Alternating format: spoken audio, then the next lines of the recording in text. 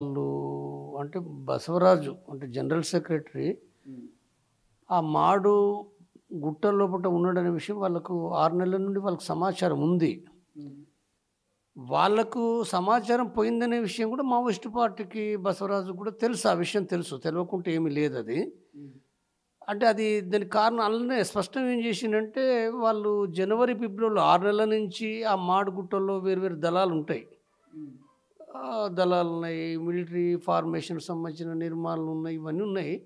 దాంట్లో నుంచి కొంతమంది అక్కడో, ఇక్కడో కొంతమంది ఎళ్ళిపోవడం, వాళ్ళకి గూడా అంటే బసవరాజు అక్కడే ఆ ప్రాంతంలో ఉన్నాడనే విషయం కూడా కొంతమందికి తెలుస్తది. హ్మ్. కాబట్టి వాళ్ళెళ్ళిపోయి చెప్పింది ఒకటి అంటే లొంగిపోయి చెప్పిండ్రు. తర్వాత రెండోదేంటంటే ఈ కంపెనీ అంటే కంపెనీ 7 అంటారు కదా! దీన్ని.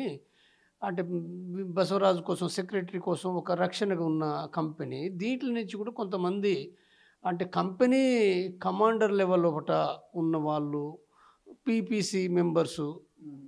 కొంత ముఖ్యులు కూడా లొంగిపోయిందుంది. హ్మ్. అయితే జనవరిలో, మార్చ్‌లో గూడా 2 సందర్భాల్లో ఒకటి గూడా ఒక పెద్ద ఆపరేషన్స్ వేల సంఖ్యలో ఆపరేషన్స్ కూడా జరిగినాయి. వీళ్ళకి కూడా స్పష్టత ఉన్నది. మావోయిస్ట్ పార్టీకి కూడా దాని నుంచే వాళ్ళేం చెప్పినారంటే ఇక్కడ మాడు అంటే టోటల్‌గా గమనిస్తే దండకారణ్యంలో కూడా మాడు ఒక జిల్లా. హ్మ్. దాంట్లో ఒక 5, 6 జిల్లాలుంటే ఇదొక జిల్లా.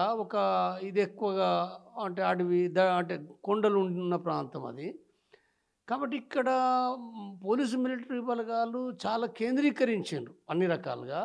కాబట్టి ఇలాంటి నేపథ్యంలో ఇక్కడ ఉండడం కరెక్ట్ కాదని గూడా మావోయిస్ట్ పార్టీ నాయకులు, రాష్ట్ర కమిటీ వాళ్ళు గావచ్చు, లేదా అందుబాటులో కేంద్ర కమిటీ మెంబర్స్ గావచ్చు, ఎవరైనప్పటికీ సభ్యులు గావచ్చు, ఈడ ఉండకూడదు. ఇంకా వేరే ప్రాంతానికి ఎళ్ళిపోవాలి. వేరే ప్రాంతం అంటే అదే ఛత్తీస్‌గఢ్‌లో పోవచ్చు, లేదా పక్కకు మహారాష్ట్ర ఉన్నది, మధ్యప్రదేశ్ ఉంది, ఒరిస్సా ఉన్నది. హ్మ్. ఇంక ఇతర ప్రాంతాలకు పోవాలనే విషయాలు గూడా వాళ్ళు చెప్పిండ్రు.